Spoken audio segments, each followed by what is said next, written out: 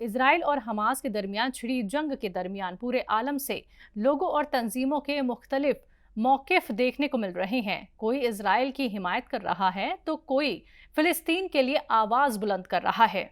इसी सिमत में आज कोलकाता में मशहूर इस्लामी तंजीम जमीयत उलेमाए हिंद ने फ़िलिस्तीन की हिमायत और इजराइल के खिलाफ एक एहतजाजी रैली निकाली। इस मौके पर रैली में मर्दों के साथ साथ खवातीन की भी कसीर तादाद देखने को मिली।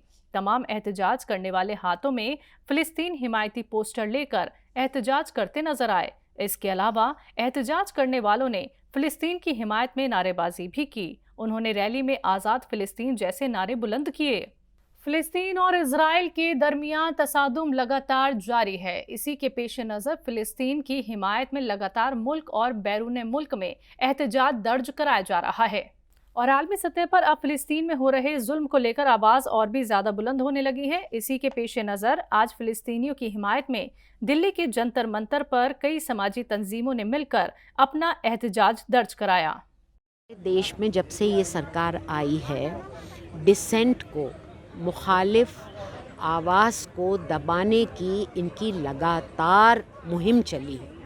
चाहे वो जेएनयू में हो, चाहे अब वो अरुंधति रॉय पे कर रहे हैं, चाहे हम लोगों के साथ हो, चाहे वो किसी और सीए के ख़िलाफ़ हो, चाहे किसानों के ऊपर हो, जो भी सरकार की लाइन के ख़िलाफ़ लाइन लेता है या इनकी नीतियों के ख़िलाफ़ कुछ बोलता है, वो इन्हें बर्दाश्त नहीं है। जब पूरे यहूदियों को यूरोप में कोई कदम नहीं रखने दे रहे थे, जब उन्हें मारे मारे फिर रहे थे, उस टाइम ह्यूमैनिटेरियन ग्राउंड पे अरबों ने, फ़िलिस्तीन के अरबों ने उनको रहने के लिए थोड़ी सी ज़मीन दे दी कि चलो ये जो गरीब लोग हैं और ये लोग जो शरणार्थी हैं, जिनको पूरी दुनिया में शरण नहीं दिया जा रहा था, उनको उन्होंने रहने दिया। ये उनकी सबसे बड़ी भूल थी।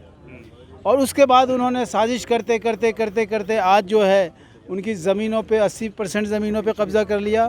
तो फ़िलिस्तीन और इजराइल के दरमियान जारी तसादुम को लेकर जम्मू कश्मीर में Hurriyat conference chairman Mirwaiz Umar Farooq ने कहा कि एक तरफा फैसला नहीं किया जा सकता।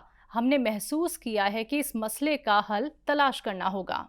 हम भी ये महसूस करते हैं कि ये सिलसिला फौरी तौर बंद होना चाहिए, आलमी बरादरी को आगे आना चाहिए, इस मसले का हल निकाला जाना चाहिए। और हम ये महसूस करते हैं कि जहां फ़लस्तीन के अवाम को उनका बुनियादी हक दिया जाना चाहिए कि वो इज्जत और सुकून से जिए, वहाँ इजराइल के अवाम भी अमन व अमान से जिए।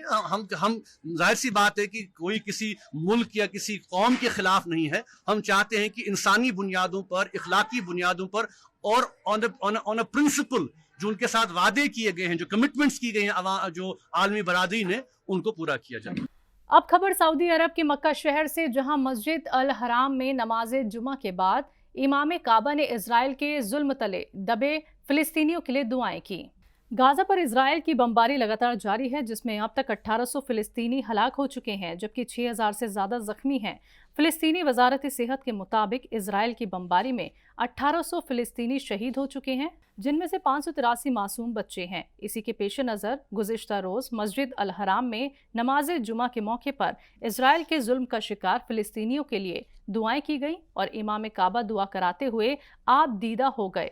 मस्जिद अल हराम में इमाम काबा की फिलिस्तीनियों के हक में कराई गई दुआ ने जुम्मे के मौके पर लाखों ज़ायरीन को रुला दिया।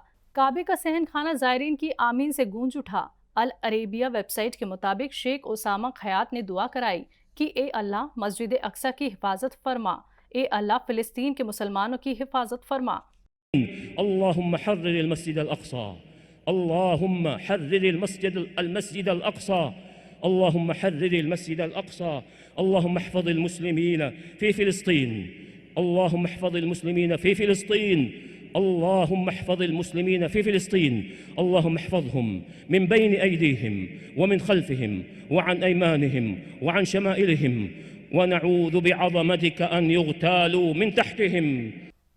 सुप्रीम कोर्ट की तरफ से बाबरी मस्जिद तनाज़े को लेकर साल 2019 में सुनाए गए फैसले के बाद अब अयोध्या में मुस्लिम फरीक को दी गई 5 एकड़ जमीन पर मुजव्वज़ा मस्जिद अयोध्या का डिज़ाइन अब तब्दील कर दिया गया है। यह मस्जिद अब मशरिकी वुस्ते और अरब ममालिक में तामीर की जाने वाली अजीमुशान मस्जिदों की तर्ज पर तामीर की जाएगी और मस्जिद का नाम पैगंबर हजरत मोहम्मद साहब के नाम पर रखा जाएगा। Indo Islamic cultural foundation trust के चेयरमैन जफर फारूकी ने बताया कि पुणे के आर्किटेक्ट ने इस मस्जिद का डिजाइन तैयार किया है। मुंबई में होने वाली मीटिंग में इसे हतमी शक्ल दी गई। साबिका डिजाइन के मुकाबले मस्जिद की सलाहियत में भी इजाफा किया गया है। अब इस मस्जिद में 5000 से ज्यादा नमाजी बेक वक्त नमाज अदा कर सकेंगे। जफर फारूकी ने आगे बताया कि मस्जिद में 300 बिस्तरों पर मुश्तमिल कैंसर अस्पताल भी बनाया जाएगा और बैनुल अक़वामी फार्मा कंपनी वोकार्ड ग्रुप के चेयरमैन डॉक्टर हबील धोरीवाला ने खैराती बुनियादों पर अस्पताल के कयाम और इसे चलाने पर रजामंदी जाहिर की है। आपको बता दें कि उत्तर प्रदेश हुकूमत ने मस्जिद और अस्पताल की तामीर के लिए तमाम जरूरी सर्टिफिकेट फराहम करा दिए हैं। मुंबई में मुनक्किद हुई IOC की मीटिंग को लेकर मरकजी वजीर अनुराग ठाकुर ने कहा कि खेलों में हिंदुस्तान कदम बढ़ा रहा है। हिंदुस्तान नई तंजीमों की तरफ देख रहा है। इसमें खेल की तमाम तंजीमों और IOC की दिलचस्पी भी देखी जा रही है। आज शाम को देश के यशस्वी प्रधानमंत्री नरेंद्र मोदी जी भी IOC के सेशन में आएंगे। 141st सेशन है और मैं यही कहना चाहता हूं, जो भारत के बढ़ते कदम खेलों में है और भारत सरकार का जिस तरह से खेलों के प्रति योगदान रहा है, भारत के खिलाड़ियों की परफॉर्मेंस रही और भारत अब नए आयोजन की ओर भी देख रहा है, उसमें दुनिया भर के खेल संघों का, इंटरनेशनल ओलंपिक कमेटी का, इन सब का भी बहुत रुचि दिखती है क्योंकि भारत आज दुनिया की 5वीं सबसे बड़ी अर्थव्यवस्था है। दिल्ली में वाक़ई जवाहरलाल नेहरू यूनिवर्सिटी के कॉन्फ्रेंस हॉल में एक तकरीब का इनेकाद किया गया। इस तकरीब में जामिया मिलिया इस्लामिया यूनिवर्सिटी के शोबाए हिंदी के चेयरमैन प्रोफेसर चंद्रदेव यादव की भोजपुरी जुबान में लिखी हुई किताब माटी का बर्तन का तज़किरा किया गया और किताब में लिखी हुई नज़मों पर तबादला ख्याल किया भी गया। इस प्रोग्राम में आए तमाम मेहमानों को शॉल देकर उनका इस्तकबाल किया गया। इसके बाद प्रोफेसर चंद्रदेव यादव की लिखी गई किताब माटी का बर्तन पर तफसील से बात की गई। आपको बता दें कि किताब में मौजूदा हालात और देहाती जिंदगी की हकीकत पर मबनी कई नज़में लिखी गई हैं। इस किताब को भोजपुरी जुबान में लिखा गया है। किताब की सभी ने खूब तारीफ की और प्रोफेसर चंद्रदेव यादव को मुबारकबाद भी पेश की। आपको ये भी बता दें कि तकरीब में JNU और जामिया यूनिवर्सिटी के तलबा और तलबात के साथ दीगर प्रोफेसर ने भी शिरकत की। माटी जीवन के हर मोड़ पर है, शरीर भी मिट्टी का है और जन्म से लेकर मृत्यु तक इसका हमसे संबंध है, हर मनुष्य से, हर जीव से।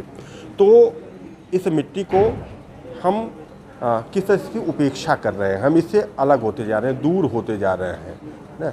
ये बताना कि नहीं, जिस मिट्टी से हम पैदा हुए हैं उस मिट्टी से जुड़े रहना ज़रूरी है ना। इसलिए इस कविता का नाम मैंने दिया माटी का बर्तन।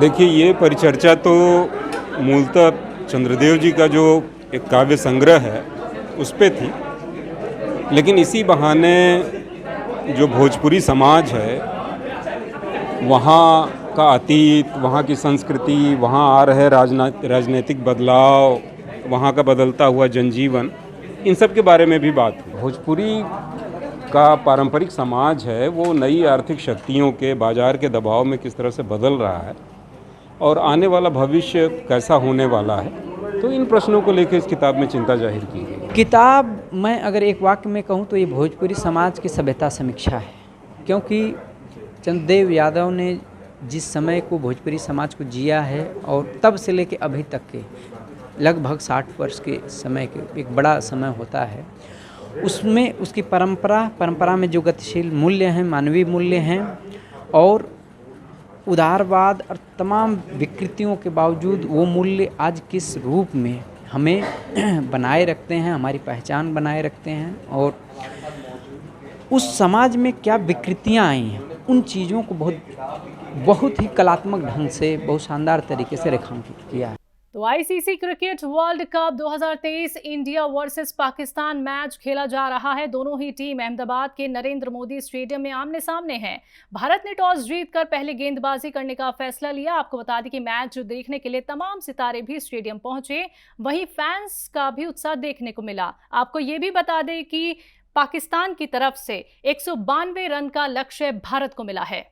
अदाकारा परिणीति चोपड़ा लगातार सुर्खियां बटोर रही हैं। इन दिनों अपनी प्रोफेशनल लाइफ के साथ साथ वो अपनी पर्सनल लाइफ को लेकर भी काफी लाइमलाइट में हैं। जी हां, जहां पिछले महीने उनकी आप सांसद राघव चड्ढा से शादी हुई थी, तो वहीं आपको बता दें कि परिणीति चोपड़ा लैक्मे फैशन वीक में जलवा बिखेरती हुई नजर आईं।